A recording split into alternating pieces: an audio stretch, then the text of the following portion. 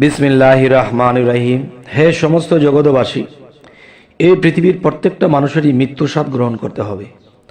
তবে সেই মৃত্যুতে মানুষের কাফন পরাতে হয়। তাই আজকে কয়েকটি কথা বলবো কাফন নিয়ে।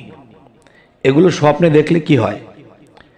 আচ্ছা, এর পরের সাবজেক্টে আসবো সুগন্ধি বা আতর দেখলে কি হয়। আচ্ছা, যে দেখুন, মৃতের কাফনের কাপড় যতই কম দেখবে ততই তওবা বেশির কাছাকাছি হবে, আর যতই বেশি দেখবে ততই তওবা হতে দূরে থাকবে। আচ্ছা, এবার আসি, যদি কেউ দেখে যে কিছু অপরিচিত ব্যক্তি আনন্দ উৎসব ছাড়াই, যেমন ঈদ, বিবাহ শাদী ইত্যাদি, তাকে উৎকৃষ্ট ও নতুন পোশাক পরায়ে সাজিয়ে নির্জন করে একাকী রেখে দিয়েছে, তবে তা তার মৃত্যুর ইঙ্গিত করছে। আচ্ছা, উল্লেখ আছে যে সাদা নতুন কাপড় নতুন কাজ কর্মের প্রতি ইঙ্গিত বহন করে। যদি কেউ স্বপ্নে দেখে যে সে মৃতের কাপড় পরানো পূর্ণ করতে পারে নাই, তবে তাকে জেনার দিকে ডাকা হবে, কিন্তু সে এতে সাড়া দেবে না। আচ্ছা, তো এবার আসি, যদি কেউ স্বপ্নে দেখে যে মৃতের মতো তাকে কাফন পরানো হয়েছে, তবে তার নিজের মৃত্যুর ইঙ্গিত করতেছে। আচ্ছা, আর যদি তার মাথা এবং পা ঢাকা না হয়, তবে তা তার দিনের ফাসাদে ইঙ্গিত করছে। এবার আসি সুগন্ধি বা আতর।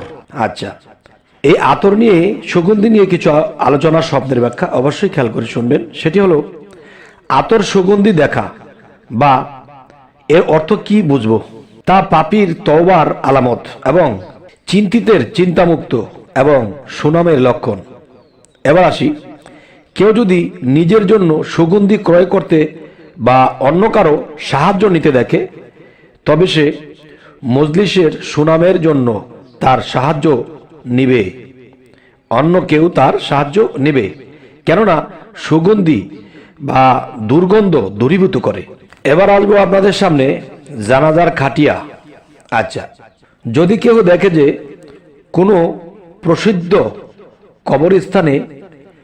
প্রসিদ্ধ কবরস্থানের দিকে জানাজা বহন করা হচ্ছে, তবে তা ওই হকের প্রতি ইঙ্গিত করে যা হকওয়ালাদের কাছে পৌঁছাবে। কথাটি অবশ্যই আমাদের বুঝতে হবে যে কোনো প্রসিদ্ধ কবরের স্থানে দিকে জানাজা বহন করা হচ্ছে, তবে তা ওই হকের প্রতি ইঙ্গিত করে যা হকওয়ালাদের কাছে পৌঁছাবে।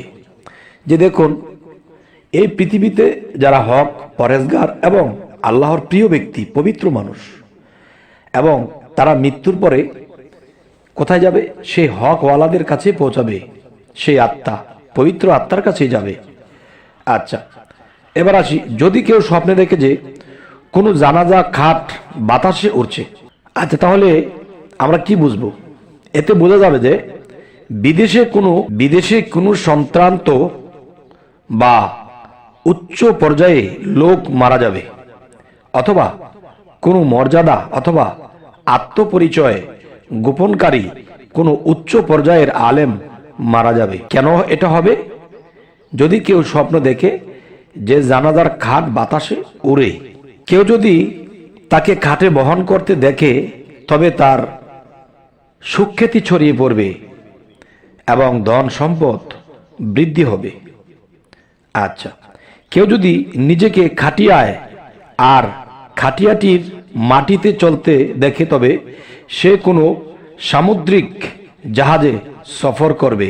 আচ্ছা, তো এবার আসবো, কেউ বলেন জানাজা দেখা বন্ধু বান্ধব, কেউ বলে জানাজা দেখা বন্ধু ভাবাপন্ন ও সমমনা লোক হবে, যার হাতে নিচু মানের ও উঁচু মানের লোকেরা ও তওবা করবে। এবার আসি, যদি বাজারে কোনো জানাজা দেখে স্বপ্নে, তবে এটি কি বুঝবো? তা ওই বাজারের লোকদের মুনাফিকির লক্ষণ। আচ্ছা, যদি অনেক জানাজা কোনো এক স্থানে রাখা হচ্ছে, আবার বলছি, যদি অনেক জানাজা কোনো এক স্থানে রাখা দেখে, তবে উক্ত স্থানে লোকেরা অধিক মাত্রায় অসৎ বা অশ্লীল কাজে লিপ্ত থাকবে।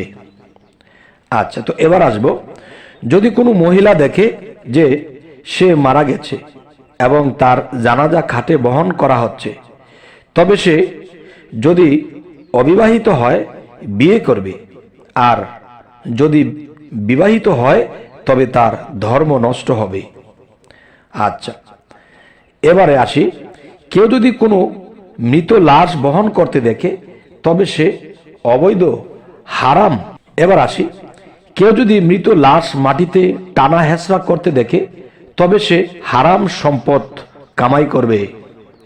আচ্ছা, এবারে বলবো, কেউ যদি কোনো মৃত কবরস্থানে স্থানান্তরিত করতে দেখে, তবে সে সত্য ও ন্যায়ের উপর আমল করবে, আর যদি বাজারে স্থানান্তরিত করতে দেখে, তবে তার উদ্দেশ্য সিদ্ধি হবে এবং ব্যবসায় খুবই লাভবান এবং উন্নতি হবে।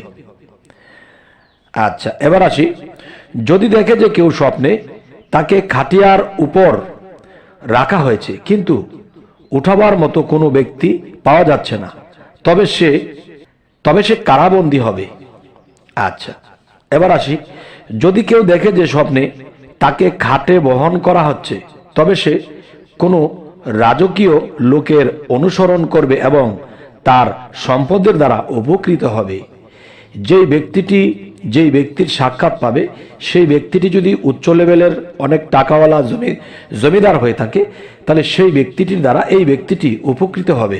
আচ্ছা, এবার আসি, যদি কেউ দেখে যে তাকে উঠিয়ে খাটিয়ায় রেখে লোকেরা তাকে তাদের কাঁধে বহন করছে, তবে সে রাজত্ব এবং রাষ্ট্রীয় মর্যাদা লাভ করবে, আর মানুষ তার অধীনস্থ হবে, এবং যে পরিমাণ লোক তার জানাজায় পিছনে পিছনে চলিতেছে, সে পরিমাণ লোক তার রাষ্ট্রে অনুগত্যশীল হবে।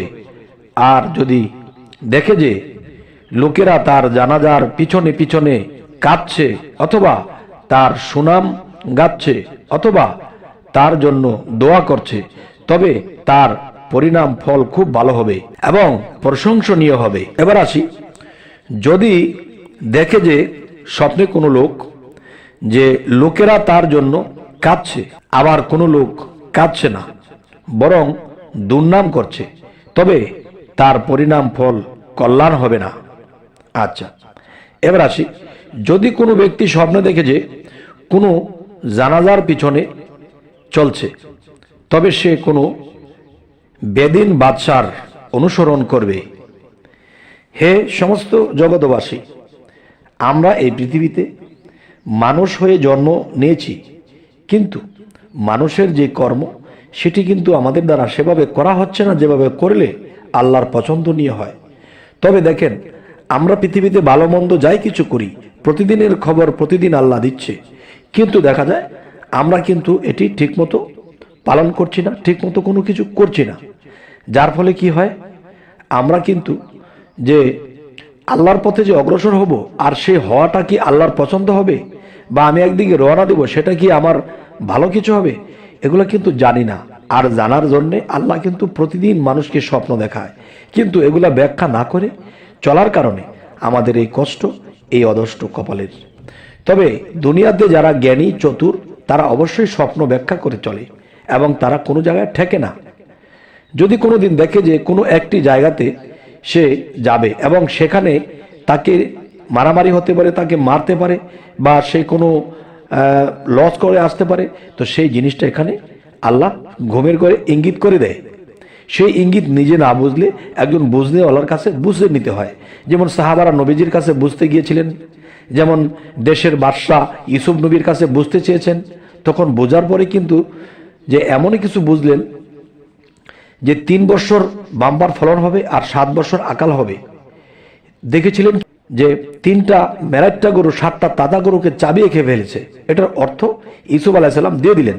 তখন রাজা সতর্ক হলেন এবং স্বপ্নে যা বলেছে তাই ফলেলো। তাই বলবো, অবশ্যই আমরা স্বপ্নের ব্যাখ্যা করে চলব। ইনশাআল্লাহ ইহকাল পরকাল সর্ব জায়গাতেই আমরা ভালো থাকব, জয় হবে। তবে আজকের এই আলোচনা আপনাদের কেমন লাগলো তাও জানাবেন এবং আমাদের চ্যানেলটিকে সাবস্ক্রাইব করে নেবেন, পরবর্তীতে যেন ভালো আলোচনা, স্বপ্নের ব্যাখ্যা এনে দিতে পারি। সকলেই ভালো থাকবেন। আল্লাহ হাফেজ।